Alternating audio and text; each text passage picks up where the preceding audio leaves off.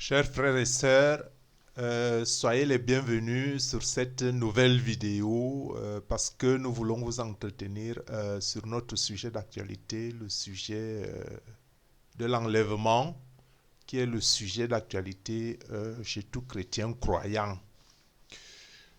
Nous voulons considérer aujourd'hui un aspect, l'aspect du temps.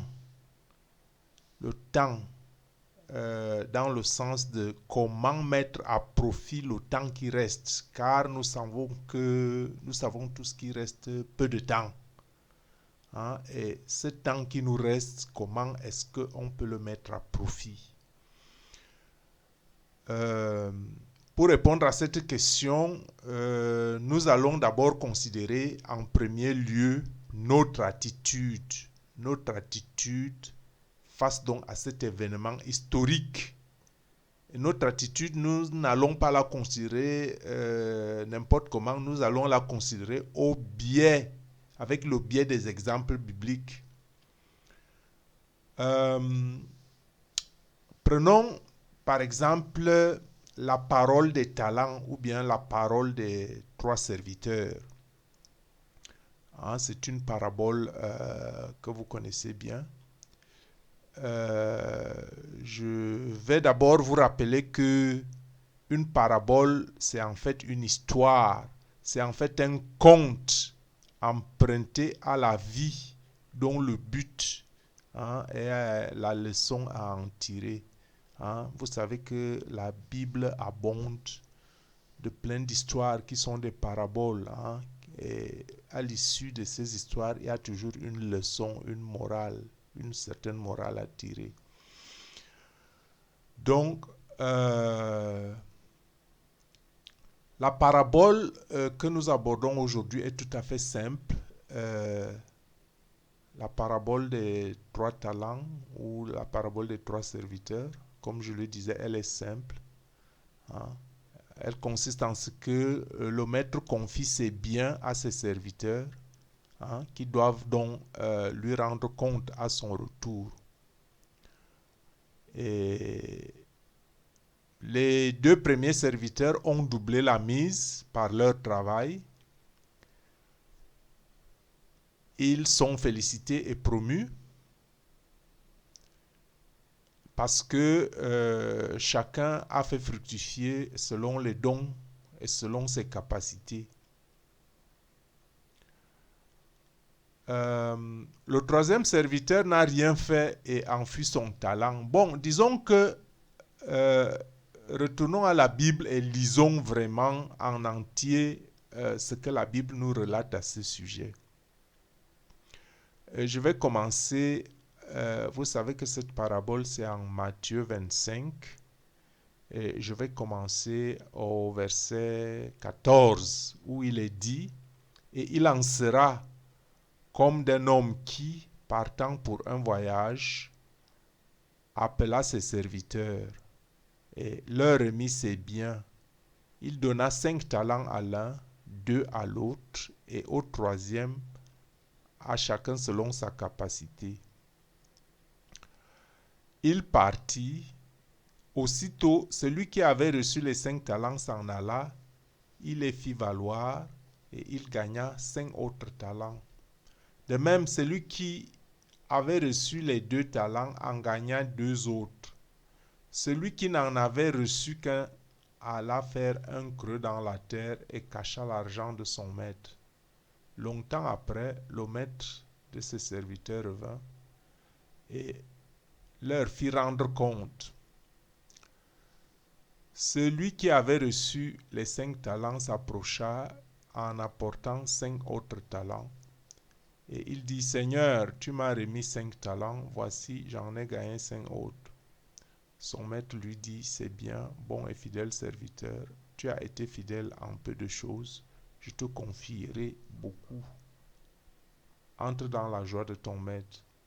Celui qui avait reçu les 2 talents s'approcha aussi et il dit, Seigneur, tu m'as remis 2 talents, voici, j'en ai gagné 2 autres. Son maître lui dit, c'est bien, bon et fidèle serviteur, tu as été fidèle en peu de choses, je te confierai beaucoup. entre dans la joie de ton maître. Celui qui n'avait reçu qu'un talent s'approcha ensuite et il dit, Seigneur, je savais que tu es un homme dur, qui moissonne où tu n'as pas semé et qui amasse où tu n'as pas vanné. J'ai eu peur et je suis allé cacher ton talent dans la terre. Voici, prends ce qui est à toi. Son maître lui répondit, Serviteur méchant et paresseux, tu savais que je moissonne où je n'ai pas semé et que j'amasse où je n'ai pas vanné. Il te fallait donc remettre mon argent au banquier. Et à mon retour, j'aurai retiré ce qui est à moi avec un intérêt.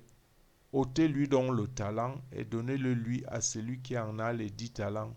Car on donnera à celui qui a, et il sera dans l'abondance, mais à celui qui n'a pas, on ôtera même ce qu'il a. Et le serviteur inutile, jetez-le dans les ténèbres du dehors, où il y aura des pleurs et des grincements dedans.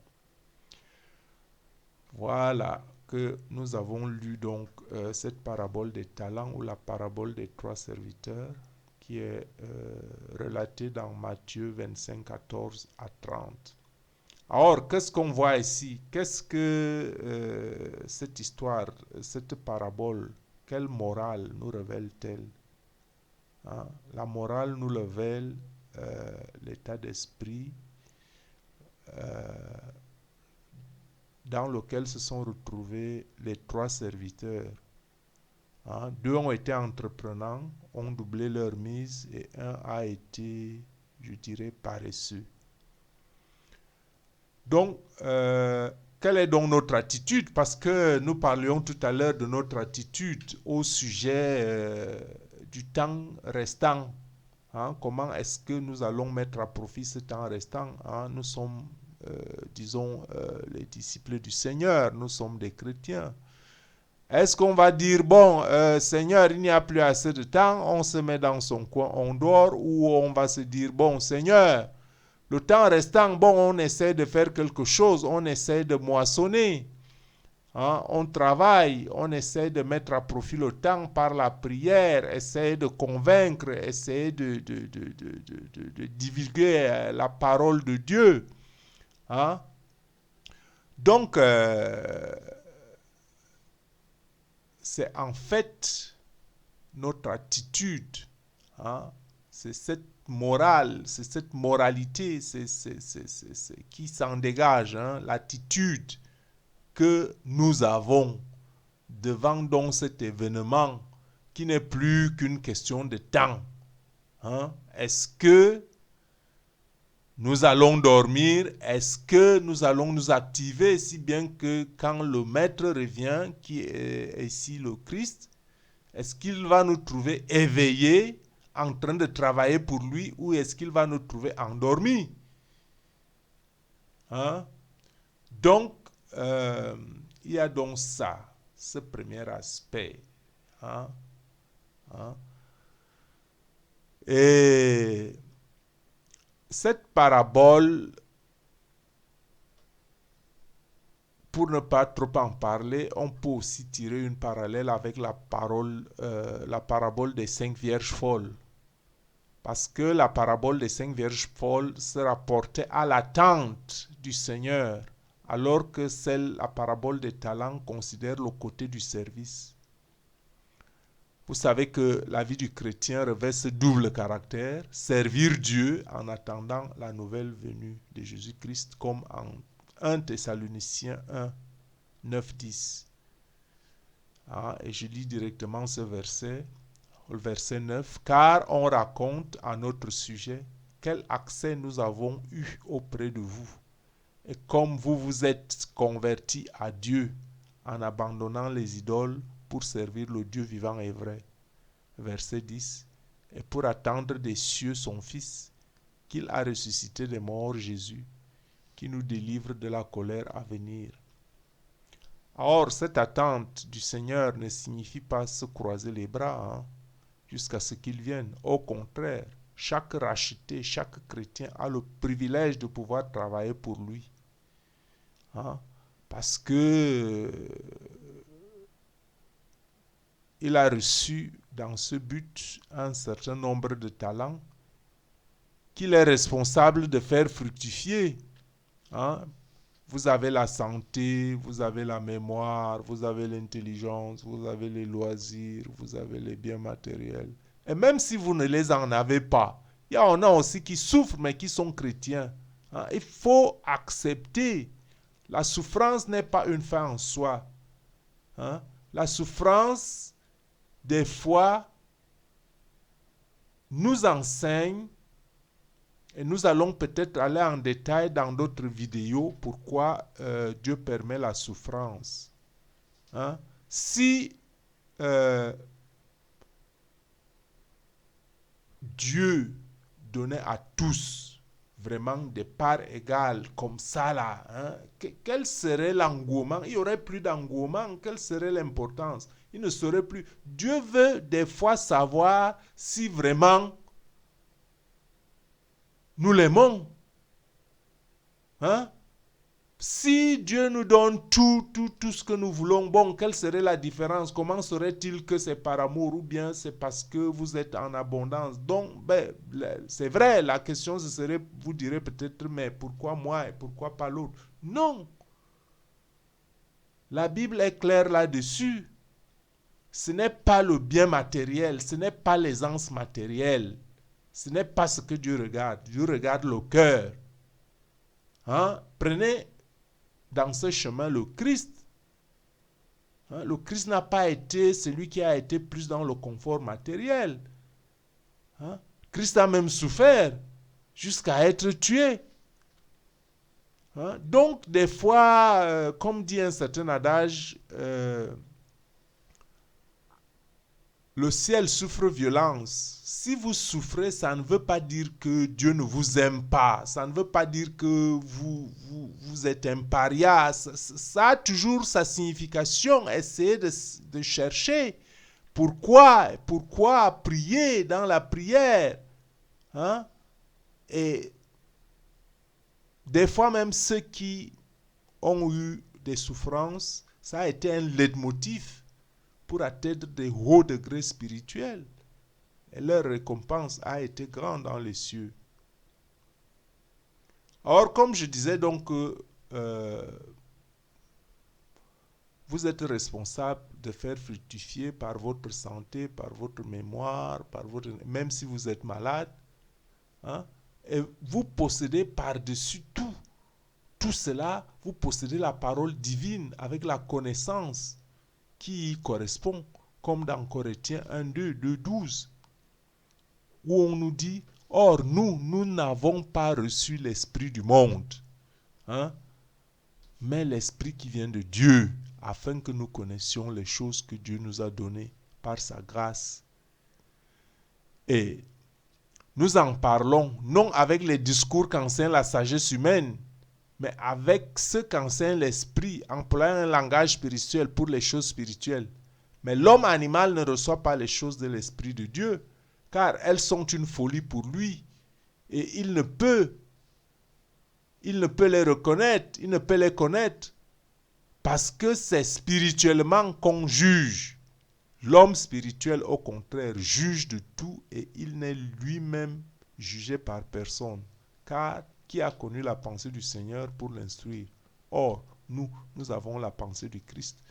Hein? Donc ne vous étonnez pas et ne vous découragez pas. Parce qu'il y a les moqueurs, il y a les gens qui vous traiteront d'insensés si vous leur parlez de cet événement. La Bible est claire là-dessus, ne vous laissez pas décourager par ça. Hein? Nous lisons un autre texte qui s'apparente un peu, et c'est dans 1 Corinthiens 2, 6 à 9. Hein, où il est dit cependant, c'est une sagesse que nous prêchons parmi les parfaits. Sagesse qui n'est pas de ce siècle, ni des chefs de ce siècle. Ne vous laissez pas intimider. Ne vous laissez pas intimider par ceux qui se disent sages, par ceux qui se disent bien nantis dans ce monde. Non! Ayez votre foi. Hein? La foi, c'est quoi? La foi, c'est croire à des choses que l'on ne voit pas ou que l'on ne voit pas encore, mais que vous prenez pour vrai. Les autres, ils ne peuvent pas, quand ils n'ont pas, ils ne peuvent pas voir ces choses-là. Mais vous, vous les voyez quand vous avez la foi, quand vous croyez en Christ. Donc nous prêchons la sagesse de Dieu mystérieuse et cachée, que Dieu, avant des siècles, avait destinée pour notre gloire. Sagesse qu'aucun des chefs de ce siècle ne connaît. Car s'ils l'ont connu, s'ils l'eurent connu, ils n'auraient pas crucifié le Seigneur de gloire. Mais comme il est écrit, ce sont les choses que l'œil n'a point vues, que l'oreille n'a point entendues, et qui ne sont point montées au cœur de l'homme. Hein? Des choses que Dieu a préparées pour ceux qu'il aime. Hein? Des choses que Dieu a préparées pour ceux qu'il aime. Ces choses-là sont pour ceux qu'il aime. L'enlèvement, c'est pour ceux que Dieu aime. Et Dieu n'aime pas parce qu'il est parcimonial. Non, Dieu aime ceux qu'il aime. Hein?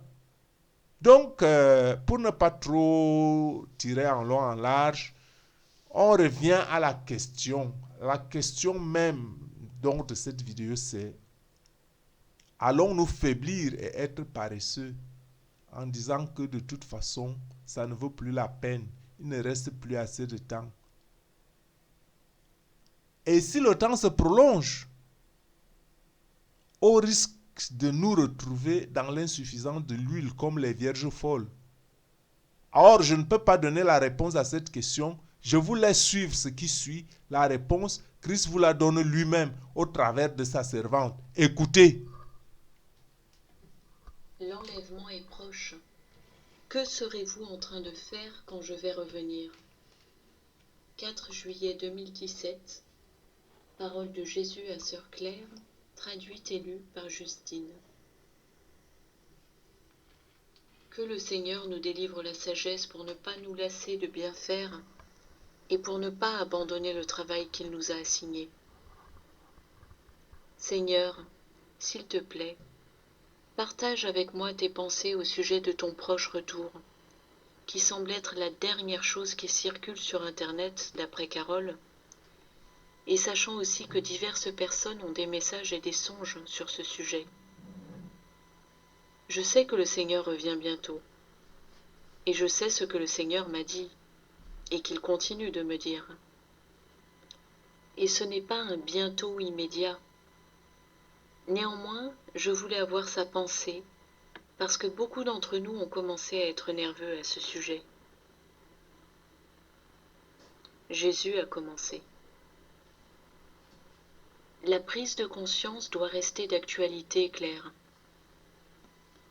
Les gens tendent à oublier et plonger leur tête dans le travail. Et ceux qui plongent leur tête dans mon travail, cela me réjouit au-delà des mots. Mais pour ceux qui continuent de dormir à point fermé en ce qui concerne ma venue, l'alarme doit être sonnée. Ceux d'entre vous, mes ouailles, qui travaillent dur pour moi, et savent néanmoins que je reviens bientôt, vous faites bien. Ceux qui ont laissé tomber leur travail pour moi parce que je reviens bientôt, avec vous, je suis déçu. J'ai été fidèle sur cette chaîne pour vous informer sur les conditions auxquelles vous êtes soumis en ce qui concerne le temps restant. Il n'y a aucune excuse pour laisser tomber les choses que je vous ai donné à faire parce qu'il ne reste plus de temps. C'est un mensonge de Satan que vous n'avez plus de temps pour compléter vos tâches. Je ne vous les aurais pas confiées si elles ne pouvaient pas être accomplies dans une mesure significative, si elles ne pouvaient avoir aucun impact en raison du peu de temps restant. Je ne vous les aurais jamais assignées. C'est précisément ce contre quoi je vous mets en garde. Vous avez assez de temps pour faire ce que je demande. Et je vous le demande à nouveau. Persévérez. N'abandonnez pas votre travail pour moi. Persistez. Ne vous laissez pas égarer dans votre attente de moi, l'expectative de mon retour à tout instant, au point de ne plus vous préoccuper des tâches qui vous ont été assignées. S'il vous plaît, mes ouailles, je rassemble des fruits grâce à vos efforts. Vous présentez un exemple sans prix au monde. Oui, le Seigneur arrive bientôt, et je fais tout ce que je peux pour lui jusqu'à ce qu'il me prenne de cette terre. Voilà l'attitude parfaite que vous devez avoir en cette heure. Dites au monde que je viens bientôt. Le temps est court, mais tirez le plus grand profit de vos vies pour moi. Ne travaillez pas pour le monde, travaillez pour Jésus. Faites tout ce que vous pouvez dans le temps qui vous est laissé. Faites que chaque minute soit importante pour Christ. C'est le message que je veux diffuser. Travaillez consciencieusement pour le bien du royaume.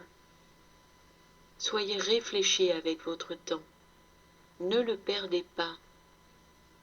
Alors, vous serez équilibré et préparé pour ce qui va bientôt arriver. Cependant, si tout ce que vous faites, c'est de dire aux gens « L'heure est maintenant, il arrive », vous ajoutez au découragement et à la désillusion des années de paroles prophétiques qui ne se sont jamais réalisées et qui font de la foi un objet de dérision. Non, ce n'est pas votre faute s'ils ne croient pas. Mais l'urgence avec laquelle ces messages sont délivrés ne laisse pas de place à des reports, et certains sont tellement désabusés qu'ils vous ignorent. C'est ce à quoi vous êtes confrontés en ce moment. C'est la raison pour laquelle tant de chrétiens sont désabusés et ne vous écouteront pas. En revanche, si vous dites que je reviens bientôt et que vous travaillez dur pour amener la récolte, nous ne savons pas exactement combien de temps nous est laissé, mais nous savons que c'est court. Et vous accompagnez cela de votre productivité, votre témoignage sera beaucoup plus fort et convaincant. Vous savez, tout le monde parle. Tout le monde a quelque chose à dire. Tout le monde pense avoir la dernière parole prophétique. Mais ce que certains regardent, c'est votre investissement dans ce en quoi vous croyez. Si vous croyez cela, pourquoi continuez-vous de passer des heures à regarder la télé ou sur Internet, à faire du shopping dans les grands magasins, à jouer à des jeux vidéo, à aller à des soirées, et continuer à vivre comme le monde? Ce n'est pas un exemple de vie convaincant. C'est là un témoin lâche et peu enthousiaste de mon retour. En revanche, si vous êtes totalement investi à faire avancer le royaume, à la fois en faisant le bien et en vous appliquant à utiliser vos dons pour servir, en écrivant, en exhortant et en faisant passer le message sur Internet, en exploitant toute source d'inspiration pour attirer tous les hommes à moi, alors ils regarderont le travail que vous accomplissez, votre engagement, votre assiduité dans ce travail, la façon dont vous employez votre temps, et ils vous croiront. Il revient bientôt. Sinon, il ou elle ne serait pas à ce point dévoué dans son travail pour lui. On ferait bien d'écouter. Oui, c'est le témoignage que tu exprimes. Et tu dois toujours exprimer la possibilité qu'il y ait de petits délais en même temps que le fait que pour la première fois dans l'histoire, les prophéties bibliques répondent aux critères que j'ai mis en avant dans Matthieu 24. D'autres prophéties aussi, provenant de diverses sources religieuses, telles que la succession des papes selon leur nom et numéro, l'indépendance de l'État d'Israël, le point de saturation dans l'évangélisation de la terre, tout a été accompli comme j'ai énoncé que cela serait avant ma venue, juste avant ma venue. Donc vous pouvez mentionner les courts reports, mais soyez ferme pour affirmer que c'est l'heure finale, parce que les prophéties relatives à ma venue ont été accomplis. Et ce n'est plus qu'une question de savoir quand le Père va me dire « va ». Mes ouailles, comprenez cela s'il vous plaît. Vous attraperez beaucoup plus d'âmes avec des vérités bibliques reconnues et des faits historiques, et votre exemple de dévouement manifeste, plutôt qu'avec une vague de paroles prophétiques sur le corps qui fait un écho de va-et-vient, comme au milieu du siècle dernier, essayant juste de convaincre tout le monde avec ces paroles. Il arrive, il arrive, il arrive très bientôt. Répétez encore et encore. Non seulement vous devez comprendre ça, mais aussi le fait que lorsque vous leur dites que le temps est court, vous pourriez ajouter « Le temps est court, et que faites-vous pour le Seigneur ? Vivez-vous pour vous-même ou pour Dieu ? Que vous trouvera-t-il en train de faire en cette heure ? Ne déposez pas votre travail à terre pour contempler le ciel. Achevez votre travail et continuez jusqu'à ce que je vous dise d'arrêter. Car une heure viendra où quasiment plus rien ne pourra être accompli. Mais jusqu'à ce que cette heure n'arrive, s'il vous plaît, si vous m'aimez, mettez-vous au travail. Terminez ce que vous avez commencé, diffusez-le, touchez les masses avec. Vous ne savez pas quelle âme perdue vous allez toucher grâce à vos efforts, ce qui signifie tout pour moi. Je récompenserai ceux qui travaillent inlassablement pour moi avec un cœur pur. Ceux qui sont tièdes de cœur et ne se soucieront pas de terminer leur travail seront comme le serviteur qui a enterré son talent, tandis que les autres serviteurs productifs seront honorés et même davantage de travail motivant leur sera donné. Oui, je vous récompenserai avec des promotions. Ceux d'entre vous qui m'ont donné leur tout, vous ne pouvez pas imaginer ce que j'ai prévu pour vous. Mais ce que je peux vous dire, c'est que cela dépasse vos rêves les plus fous.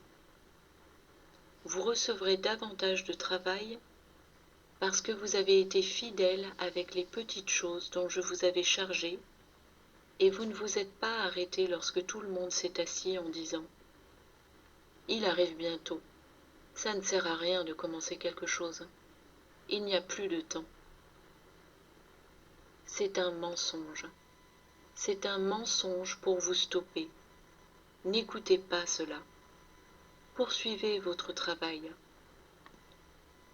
Quand je viendrai, vous entrerez dans la joie de votre maître, tandis que d'autres, malheureusement, parce qu'ils ont refusé d'écouter et de s'y mettre, seront laissés sur terre. Prenez mes paroles à cœur. Elles sont esprit et vie. Ne perdez pas de temps. Faites en sorte que votre temps compte. Un homme averti en vaut deux. Rendez votre temps utile. Ne contemplez pas le passé et vos anciens lauriers. C'est ce que je vous trouverai en train de faire au moment où je vais revenir qui aura l'impact le plus décisif sur où vous allez aller et ce que vous allez faire, et si vous êtes ou pas enlevé. Encore une fois, ceux qui ont travaillé inlassablement, vous me faites tellement plaisir, et vous ne perdrez pas votre récompense. Continuez d'être le bon exemple que j'attendais que vous soyez dans ce monde. Et pour les autres, s'il vous plaît, mettez-vous-y. Vous avez le temps. Il y a plus de temps que vous ne le pensez. Il y a du temps, et j'ai besoin que vous soyez obéissants.